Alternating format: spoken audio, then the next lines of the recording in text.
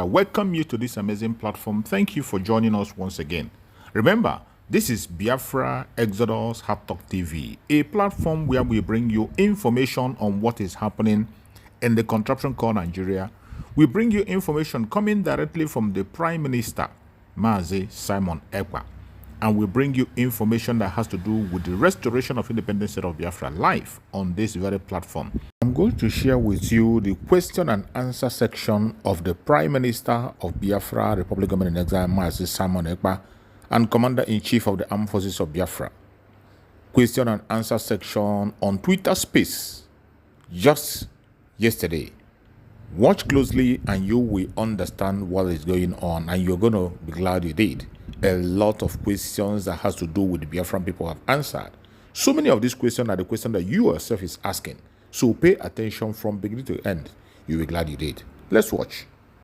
Greetings to my able and formidable Prime Minister of the Biafra Republic Government in Exile.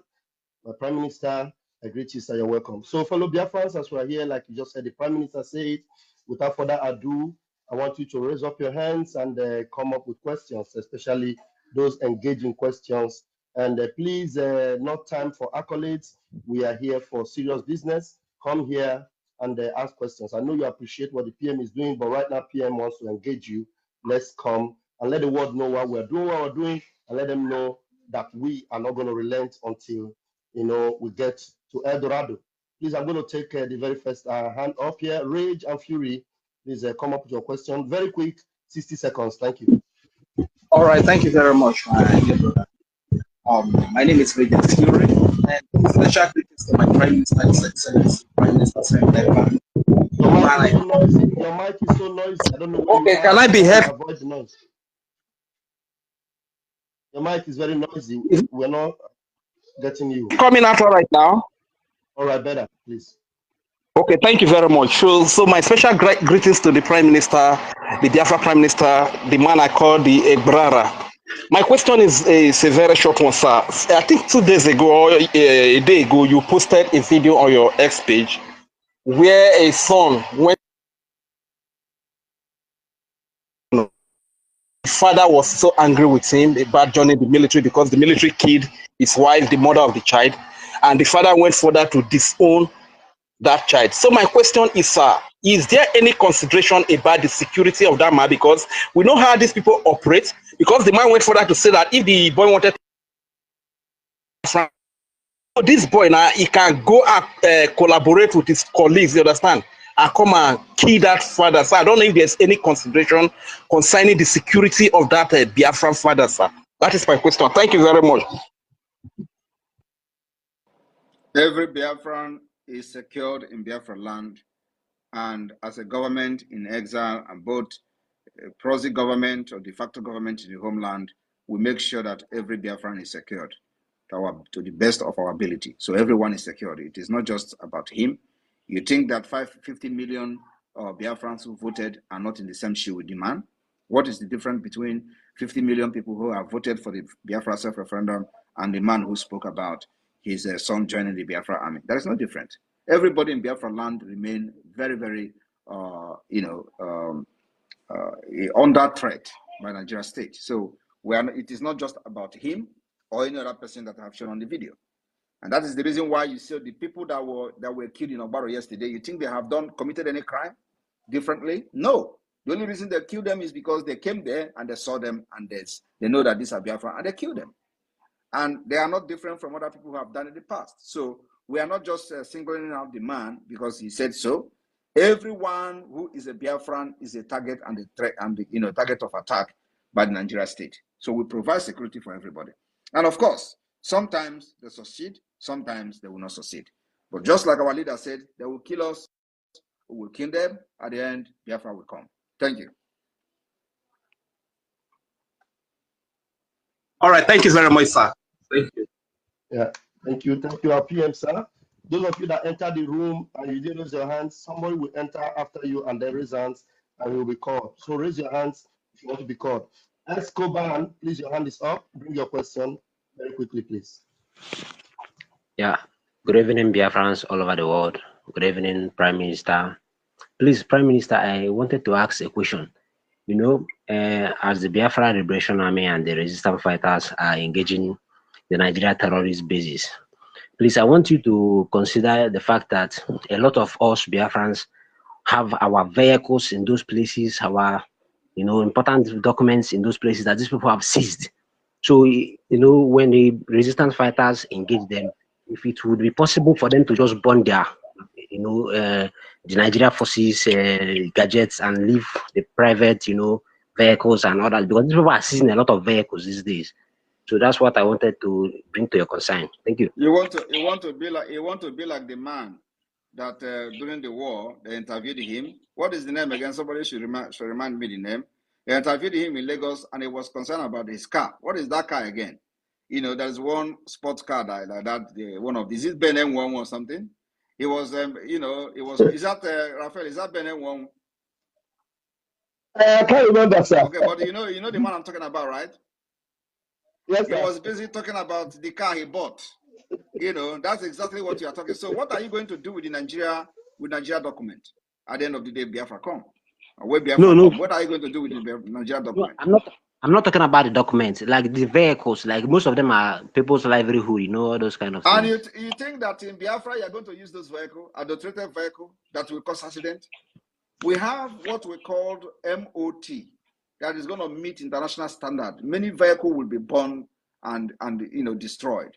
We don't allow all those nonsense vehicles you are riding in Nigeria that is causing the death of our people. In Europe here we have a standard that once your vehicle cannot pass the MOT, you can't drive it on the road. We're going to have the exact thing. So the vehicle you will be driving in Biafra will be the vehicle that has met the standard and passed a very good test of MOT. So those vehicles you see in Nigeria police, this Nigeria police terrorist bases are not even, are not even the kind of vehicle that is going to pass the test, MOT test in Biafra land. And so the vehicle is the most important thing. Why is it parking there? Do you think you are going to get it back ever? Well, you are the prime minister. You know the best, sir. I'm telling you, if they have impounded your vehicle, you leave it, forget about it, because many people have impounded their businesses and their vehicles, and they never get it back until they die. So the best thing is for you to pray for Biafra to come and forget. You're not going to need those vehicles at all.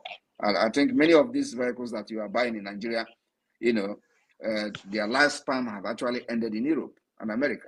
They will bring it for you, they'll ship it to you there, and then you go and start driving it. Before you know it, you have accident and die on the road, or it will kill other people that are using the road. We're not going to allow that in Biafra land. Biafra will have the standard set. Something in the European, when I say I'm bringing European Finland to Biafra land, you think it's a joke? The standard of what we're going to be using in Biafra land will be the same thing with Finland. You have access to buy your car, new car. You may not be paying cash.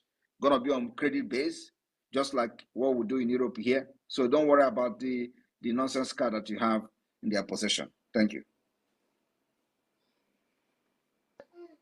Thank you, sir. PM Escobar, I'm sure you have been lectured today, and you must be glad for that. Thank you.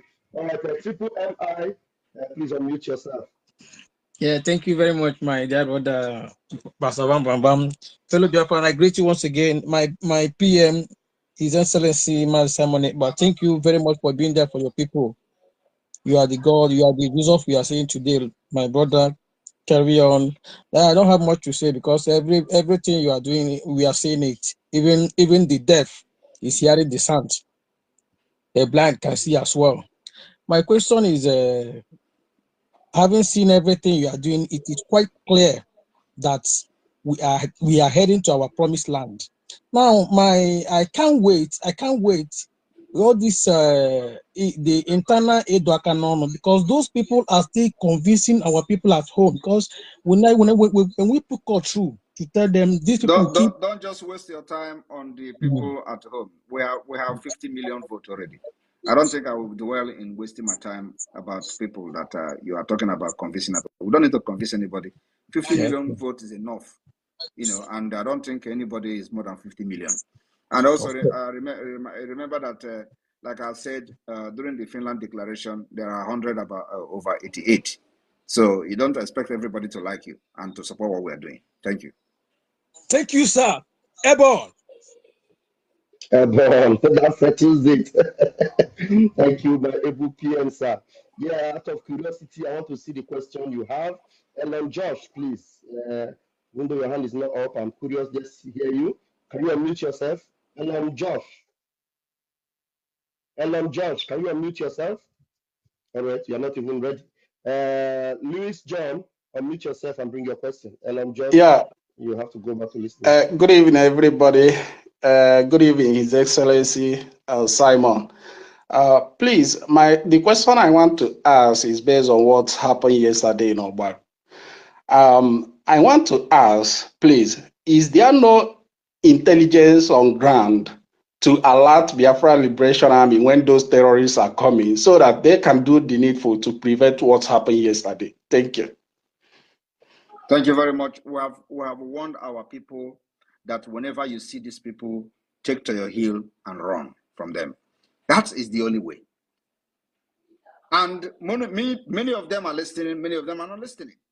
You can never see Nigeria terrorist army and you think they are coming there to come and shake your hand. Never. When you see them, run for your life because you are not in position to fight them. There are people who their job is to fight them whenever they see them. And we dictate when to fight them and when not to fight them. So what you do as a civilian in Biafran land is whenever you see these people, run. They are not there for you. And I believe that what happened in Obaro yesterday should teach a lot of people a lesson. So when you see them next time coming to your village, you run. Because you are not trained to fight them. There are people who have been trained to fight them. So when those people come, they will do their job. Thank you. All right, thank you. And people should know that when they lie to you that the army is your friend, the police is your friend, you can see how friendly they are indeed. Is that friendly? So they are not your friend. The PM is saying it, and we have said this severally. You see them, you avoid them, you run. If there's a way you can harm them before they get to you, you do it. If there's a way you can even get them from a distance or from a hidden location, there's a way you can do anything to eliminate them, you do it because they are there to eliminate you. That is one thing you must know. So avoid them completely. Thank you very much, our PM. And the hand is up. Nwane Ikechukwu, please unmute yourself. Yeah, good evening. Good evening, Pastor Vam. My PM. I greet everybody. I was very happy for everything that is happening. So my question is this: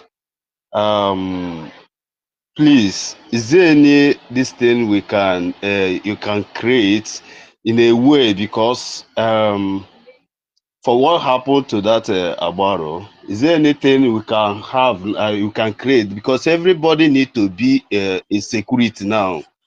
Everybody need to be a police or whatever. Is there anywhere, any group we can create that if there's anything at all, then once you give,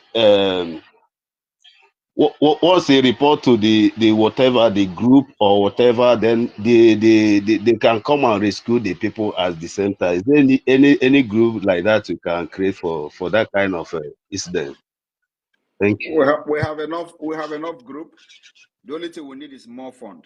We have enough group. We have over 100,000 men. All we need is fund to make sure that everybody is well armed, and that's all. That's all you need.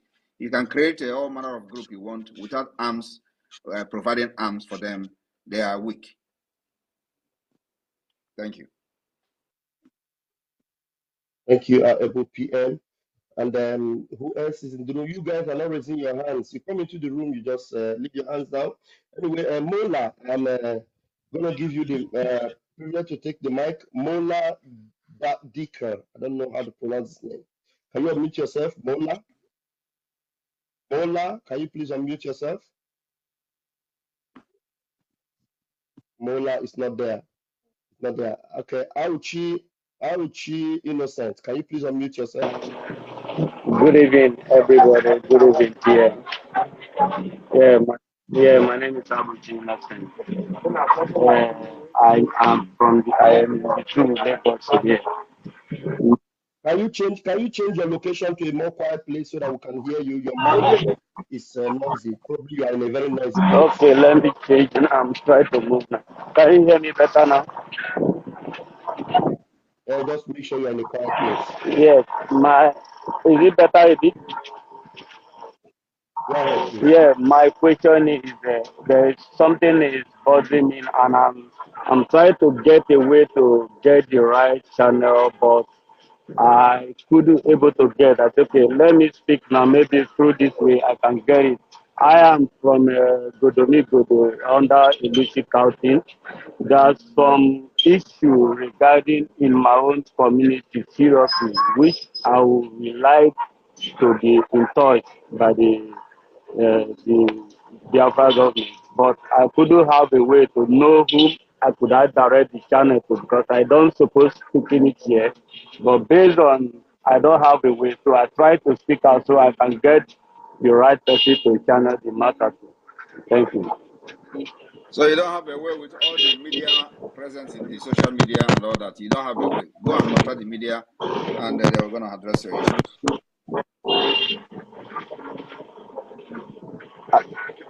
Can you hear me, sir? No, that is no problem.